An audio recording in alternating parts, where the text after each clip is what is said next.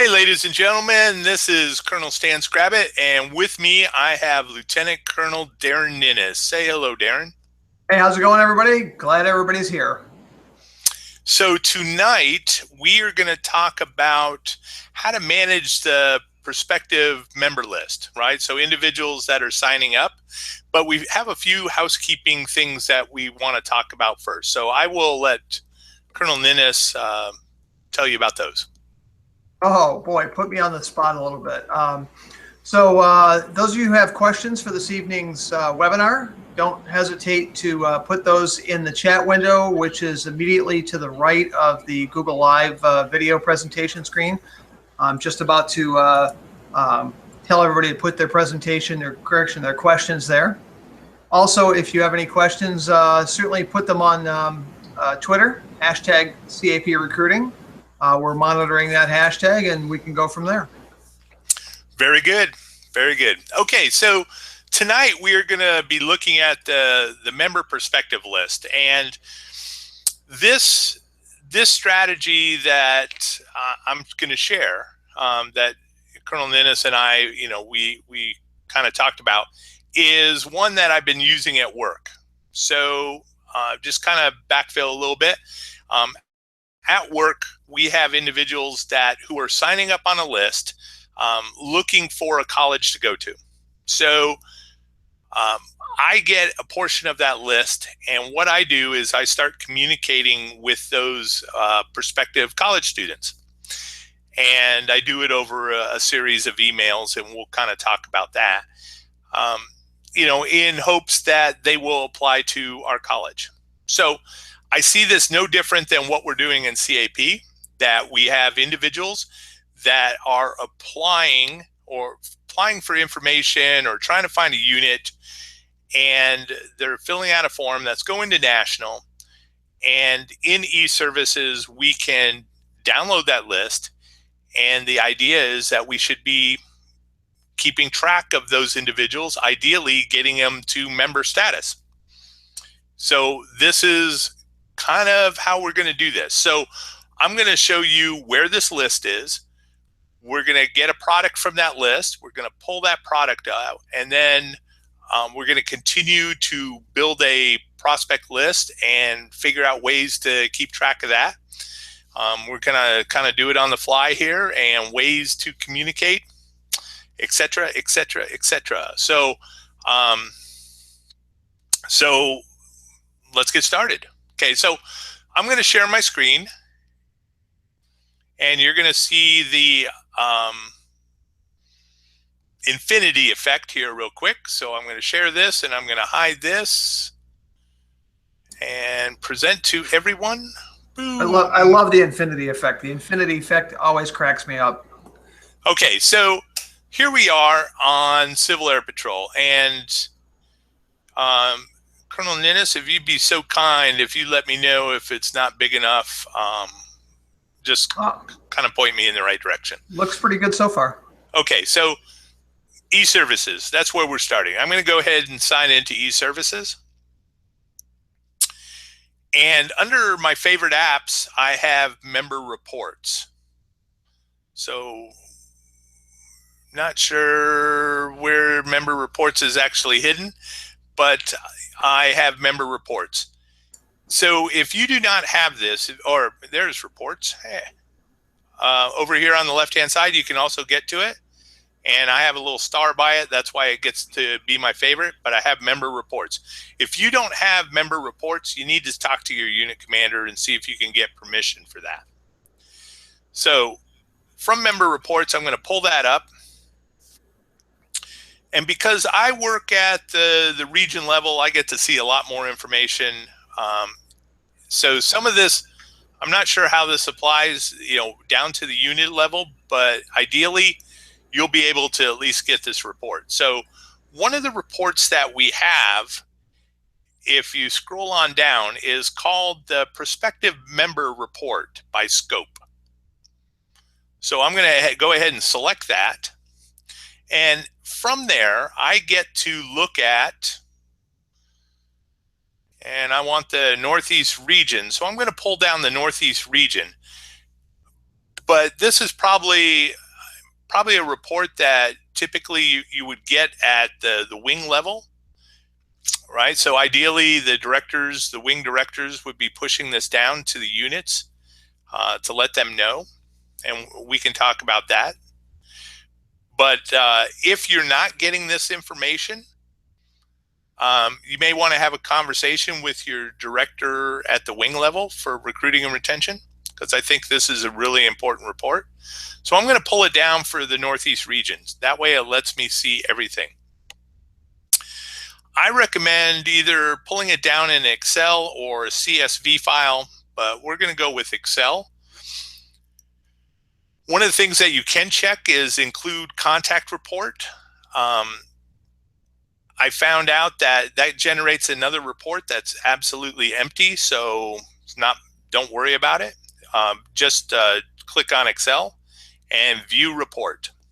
So this will download the report, as we can see. So I am now going to open that report, and rather than show you real names, right, because people kind of frown upon that on the internet, I'm going to show you one that I have worked on previously. So let's see if I can increase the view on this thing. We're going to zoom. See what 200% does. Oh yeah, it's huge. Okay. So in this report, you're going to get the name of the individual, right? And in this case, it also shows me what wing they're in. You will get, if they are a potential cadet, under the age of 18, you're also going to get the parent's name. I blacked that out. Okay. They'll tell you what age group. So this determines if you're going to send a cadet letter or a letter for senior members, right? So this will be important. And a telephone number. So you have an opportunity to call them up. Some individuals, as you can see here, did not provide a phone number. And it's curious that all of them are the same number. That's weird. Okay, and then the date you receive this, right? So this report lasts only, I believe, 90 days. And then individuals fall off of this report. So ideally, you want to keep on top of this. And then email address. So I find the email address is essential. The nice thing is they put their name on the list. So they really want to be contacted. They want someone to contact. So this is not looking at the list and waiting, 2-3 months before you do something with this. My recommendation is you should be looking at this list at least weekly and trying to make contact with these individuals to see, to find out more, what their interests are, trying to, point them in the right direction, what units. So at the wing level, there's also additional information, for example, their address. And so we have their address, and I blacked that out right now. So let me hide this bar. And so we have that. So this is what's on the report. And when you look at the address, if you click on the particular field there, it will give you the whole address. So what you'll see initially, because there's the cell will only be the street level, but if you actually click in the box, you'll get the whole address. That will show you where this individual is and what, for at the wing directors could potentially find out what level or what city they're in, and therefore be able to find the unit that's closest to them. So with this information, we're going to open up a Google spreadsheet. So I work in Google all the time, so I like to have that information available to me there. So right now I have a blank list, and I have it titled, it's a prospective list. This is a list I'm going to work with on a regular basis. So, I'm going to put in the individual's name, What do I want? I want the phone number, and so status and or member type, and then also email address. And here is what I'm going to do is put first letter, right? So basically, did I reach out to them? Second letter, uh, third letter. It's up to you how many letters that you want to go, but at a certain point, it's you have diminishing returns, and then membership. So it'd be nice to know if your actions are working well. So let's go back to that spreadsheet. I'm going to take this first individual and pop that information in there. Whoops. Now, there's a trick with if you're pasting on the web, if you use Control Shift and V for paste, that'll only paste the text and it'll clear all the formatting out. Whoops. It's in the wrong place. Let me put that there. Okay. Stan, I'm an IT guy by trade, and I didn't know that, so I learned something new tonight. Sweet. Okay. And that just pastes it nice and clean. And then I'm going to copy this, and we're going to put this in. And then also one of the things I wanted was the status, right? So, here I know that this individual is going to be a cadet. Okay, so I have the information I need. And normally, as you can tell from, I pulled this report down. This is what I have that was in the prospective members. There was 21 listed. So we're not talking about a lot of people that you're having to manage. This is pretty manageable, and it's like I said, a matter of going in once a week, and you can look at this and easily manage this. They go back as far as the 8th of December. Okay, so that's what we have in this particular report. So now what to do with it? Okay, so I have this information, and what I want to do is I want to reach out to that particular cadet. One of the ways to do that is to use, an email template. So once again, I'm using a particular email template. So I have them all in a folder. I have all my various things in this particular folder. I have my perspective list. I build my templates. Right now we have 2 letters. Ideally, you probably want to think about, 3 letters at the minimum. And you also want to tailor it. So the first email, I added a little bit of information, and we can talk about this email a little bit, but I'm going to just show you the process that we do it. So what I do is I go in here, I hit Control A, and I'm going to copy this. Unfortunately, it's not going to copy the header here. So you have to think about your email as you're putting it together. You can have images in there, but the images need to be on the web. So if you have a website, you can upload an image to your website and just have the URL for that image, and you can paste that in. And I'll show you an example of a letter that I use for work, and what we've done there. So I copy this information, and what I'm going to do is I'm going to go to compose an email, right? So here it has my signature block already, and I'm going to just paste that information in. So I have Colonel Ninness' signature, right? So you have to understand that you're going to tailor this for you. So sorry, Darin, I'm kicking you out, right? So now I have my information. So the first thing that I want to do is I want to get that individual's first name. So I'll go back to here, and I'll highlight that individual's name. Whoops, let me go back to my email, and I'll paste it in there. And whatever particular subject, right?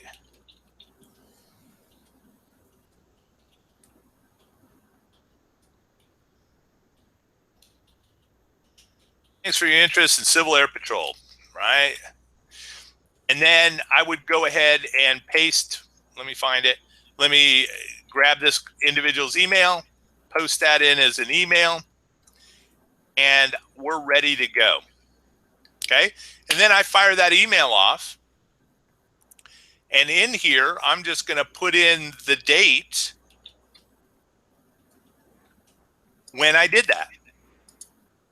So now, as this list kind of grows, I look at these and I say, oh, it's a week later, I need to send out my second email. I have not heard from this individual. I need to reach out to this individual. I'm going to send out the second email and try to get him more information. So, questions on that? Anything so far, Darin? No, actually, it's looking pretty good. I mean, this is a very straightforward process. This is exactly how you want to manage. I'm not going to say you want to treat your prospective members like a number. That's not true at all. But you want to have a measured, straightforward, repeatable process that either you can do or somebody else can do. And you don't, if you go on vacation, the whole process isn't going to stop. Right, absolutely. And so there will be, there will come a time where they become a member, right? So this is kind of important too. We need to kind of check the roles, and I don't know of a good way of doing that other than maybe before you send out that second and third letter is to check e-services to see if that individual has become a member, right? And that is possible in e-services. Let's see, under administration, member search, right? So I can do a search, do a member search, and this may be restricted, right? So I'm looking for Ninness, for example, wondering if he exists in this organization. Yeah, you don't want to look at that record. Right? There it is, right? There he is. Okay, I found him. Right? So that's good. All right, so if that was this Westra individual, I would just say, check, done. Right? That means I don't have to send any more letters, except maybe, welcome or thanks for joining letter that you put together and, send that out. Right, that you noticed, hey, thanks for joining, make yourself available if they have any questions, that you had this communication. So we have put together some drafts, and let's talk about those for a second. So Colonel Ninness pulled this together, and, thanks for your interest in this particular squadron, okay? We may have to think about this because I'm not sure if we can get this down to the unit level. Mm-hmm. That maybe the wing directors would have to push that information to those particular recruiting and retention officers at the unit level, or this is managed at the director level at the wing. So, this letter may need to be kind of massaged a little bit to say, because we just learned a few things here as we've been playing with this, that, one, I see you're interested in Civil Air Patrol. Great program. And looking at your address, here are the local units. Let me tell you when they meet and stuff like that. And then, also, if you can reach out in this letter and ask them why they're interested in Civil Air Patrol, that talks to things that we talked about in previous presentations of understanding what their motivation is. Maybe we can provide links where they can get more information on a particular part of the program. So here you have a senior member, maybe that they're interested in being a pilot. Well, here's some information that could help them make their decision. What are the steps for becoming a pilot? So, I would encourage, in your letters, as we said here, do not hesitate with any questions, So have that call to action. And I would say probably at the bottom, have a call to action that you want them to do something, right? That you want them to go out and, contact the unit commander, or go visit the unit. So some things to think about, as you draft this letter. But we will take a look at this letter and, and make some tweaks to it, and we'll make it available to you. And that way you can use it for your particular program. But I would just, like I said, just keep a list, and try to keep an eye on individuals and keep communicating with them. Try to open up a dialogue with them to encourage them to become members of this organization. Stan, it's an interesting thing to think about. We hear all the time that people, either units tell us, hey, we don't get a lot of inquiries to our squadron, or we hear from people who are inquiring about Civil Air Patrol nationally that units aren't getting back to them. So this is an organized way to make sure that you're reaching out to the people who have reached out to you, and you can track that and you can see what's the most efficient use of your time. You don't have to even use everybody who's in the prospective member report. You can use any method of obtaining these names and emails and phone numbers as your data feed. Maybe you went to a junior high school and you talked to a whole bunch of people and you took down names and email addresses. You can put those into your list, and now you've got a way to start. Yeah, absolutely. This is, right now we're talking about one feed, and that is from e-services. But you may have your own form on your website that you're collecting information. That is a feed. As Colonel Ninness pointed out, if you're having an open house and you have cards they're filling out or a roster they're filling out, this is another feed. So, massage those feeds, get the information you need, but respond back to them. Absolutely. Let me show you. This is what I'm doing at work. So I get this perspective list, and I'm not going to open it up because I got real people there. But I have basically a list similar to the one I've shown you, and so we have folks with different interests. So when they fill out their form, they let us know why they're interested. They are someone who is transferring from another school and they're interested in our business program. So we have an email that looks like this. This is my template that I use. So I have a subject line, and what I typically do is, I copy this whole email, and as you can see, I've got a lot of stuff in this email.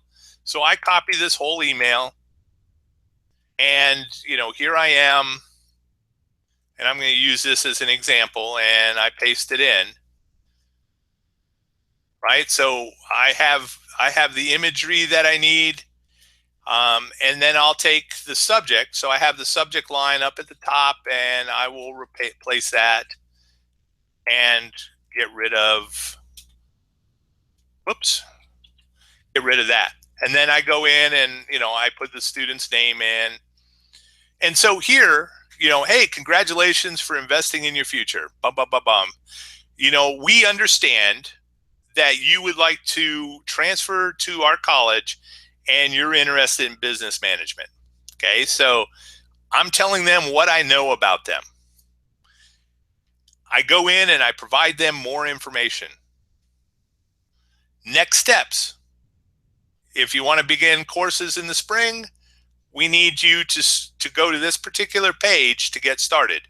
Now, for us, for Civil Air Patrol, I need you to go to this meeting and they meet at such and such, or I need you to contact Captain Smith at this particular number or email address. And, ideally, you may want to include Captain Smith as part of the email so there is a dialogue that's being started. And then down here at the bottom, if you got any questions, contact us, and we look forward to you becoming part of the family. And I have those for, I have those for all our different programs so far that people have been interested in. Now, when the second letter comes, I don't have that many second letters, but I have one. So they missed the start of the term. My subject line is a little different this time. Do you have any questions? Right? So if I didn't provide all the information, I am trying right now to start the dialogue. So this email message is a little shorter, right? You asked for information about our program. I was just checking in to see if you had any questions. Do you need more information? I prompt them a little bit, encourage them to ask, point them in the right direction, let them know that we're here for questions. And I've had people ask me questions. And then we get down to our third letter.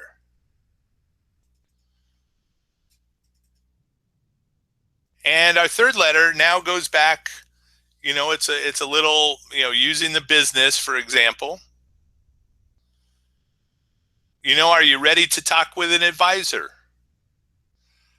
Letting them know what their status is. In this case, they missed the start of the spring term, but we can connect them with an advisor. I provide some advising information. And once again, do you have any specific questions? Trying to open up that dialogue. So that is the process that I've been using, and it seems to be quite successful. So those are I don't know, any questions out there, Darin? No questions so far. I've asked a couple of times, and nobody seems to have any yet. Looking at the chat window over here, make sure I'm not missing anything. And Twitterfall, I don't have anything on Twitterfall either. Okay, I'm gonna go back to me. So that, I think, is a replicable process that you guys can implement. If you got any questions, I'd be happy to help you out and let you know of ways, talk about your strategy or look at letters that you guys are putting together. Be happy to do so. Pennsylvania wing is certainly different than Colorado wing, and so what you put in your emails, things that you want to highlight, great parts of your program would be different. But the idea is to get into that 1 meter range as quick as possible. Stan, we do have a question. Well, actually, I think Billy, I'm going to goof up your name here. Metalinos. I hope I pronounced that correctly. I probably didn't. Anyway, Billy wants to know if we'll get the templates up online. We'll definitely get those templates up online, and in a place we'll put a link here so that you can see where they are. Yep, we'll pull something together for you and make it available. I think what we're going to do is we're going to, based on the things that we've learned this evening as we've been going through this, I thought units could actually look at that list, but apparently not. So, so we'll have to kind of work the templates, the information, accordingly. But yeah, definitely. But this would work for your own personal, the list that you're building from open houses, the information you're getting from your website or social media as you're collecting information. This would work, just as well. So we talked about it from, what's available at eServices on down, but I would say it works just the same. Another thing you can do is, units can take and put a Google form on their webpage so that it's accessible. People can go in, they can fill out their information, click submit. It winds up directly in a Google Sheet then. So now you've got information you don't even have to manipulate. Maybe you give that link to the Google Sheet to a couple of your recruiting people. You have to train them. Make sure you train them first. But you give it that link to them, and then say, okay, hey, when you talk to somebody, put their information in here. And then they give the information to the recruiter or the cadets or whoever, usually not cadets, but you can use cadets. And then they fill out some information. The prospect winds up in your list, and now there's somebody you can track, and now you're filling your pipeline. Yeah, absolutely. Let me share a screen again, because there's one thing that I would love to point out about Google Sheets, and you brought up a great point in using Google Forms,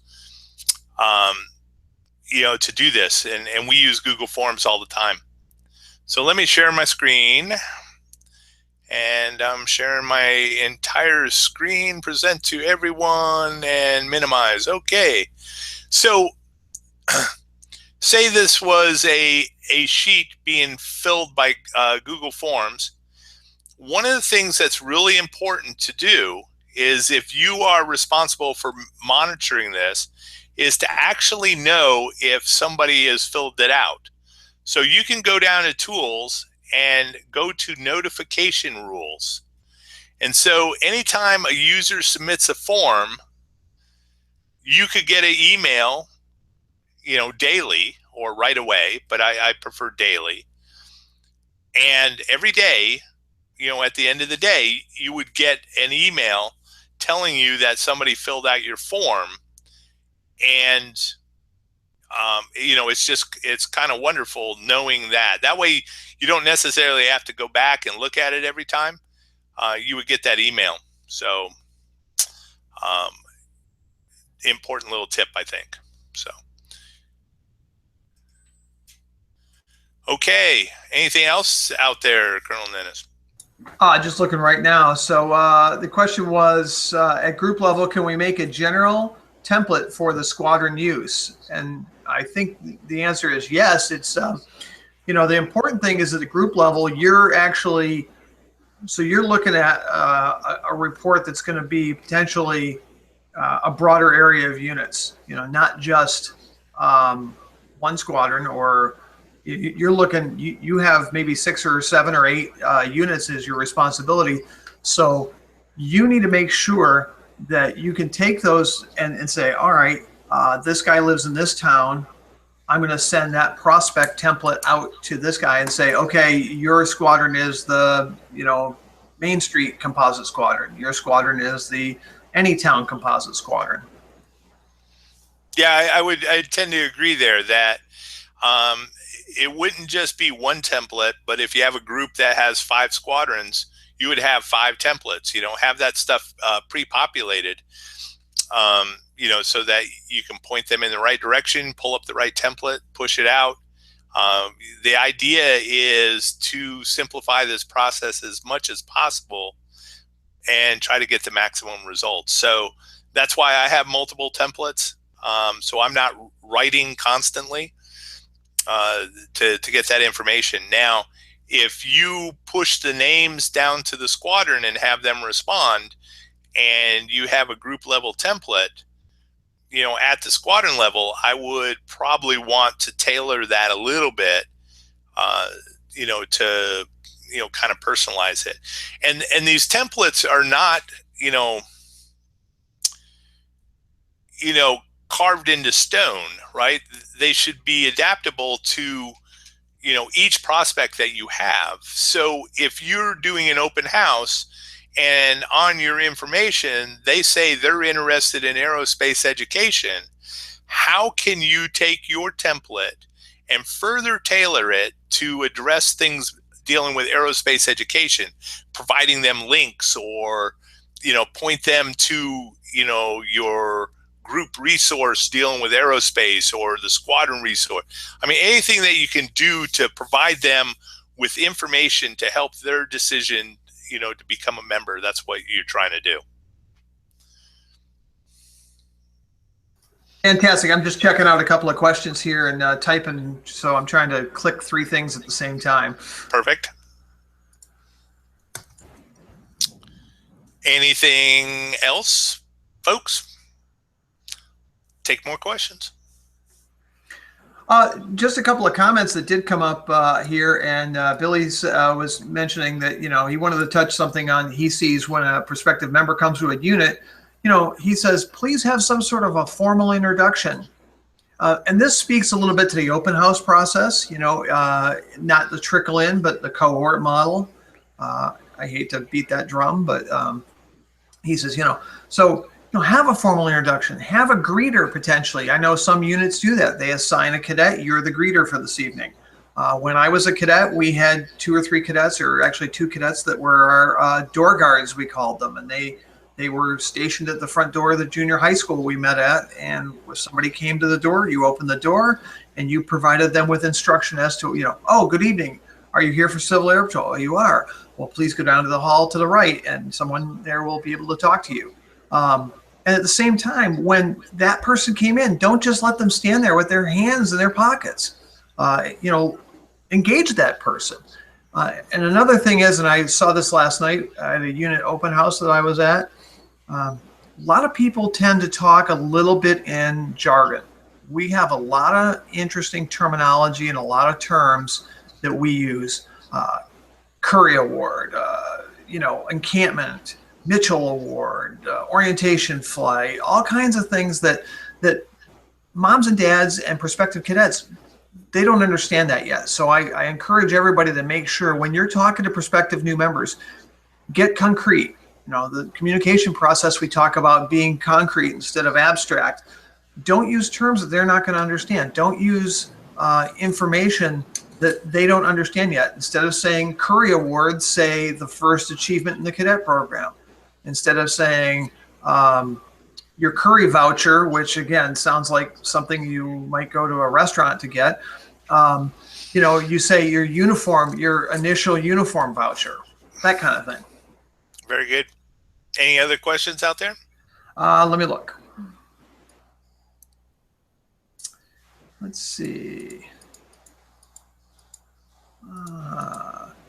No, not really. I mean, some folks are making comments, and this is great. Sending out letters, making appointments to speak at Elk Shriners, Veterans of Foreign Wars, things like that. City council meetings. That's great. Fantastic. But again, this is, once you've talked to these organizations, what are you going to do with the interest? And this is how you track it, and you sort of formalize that process. I've talked to other units sometimes, and you reach out to a unit and you say, hey, what are you doing for your new members? They go, oh, well, I call them on the phone. So every single person that they talk to gets slightly different information. Or somebody emails and the guy types up a complete email every time somebody emails. Well, that's great if you've got the time to do that. I don't know about you, but I don't have that kind of time. Plus, again, the first person is getting one bit of information, the second person is getting a third bit of information, etc. It's not terribly efficient. You want to make sure you're putting out a good, unified, centralized, consistent message to your prospective member corps. Very good. Very good. Well, if there are no other questions, once again, we thank you very much to come join us on this presentation, and hopefully you learned something. Hopefully you can put it to use. So from me, thank you very much. Darin, any last words? Thanks very much, everybody, for coming and watching our presentations tonight. We really appreciate it. We're trying to, get information out to the field in a way that's consistent. This is a little more homey maybe than some folks would feel good about, but we're trying to get that information out to you so that you can use it. It's actionable stuff that you can put to use today. Okay.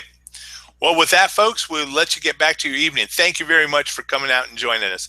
And there's also more. Go to our playlist, and we'll include a link to the playlist, and this will be part of it. So have a wonderful night. Good night.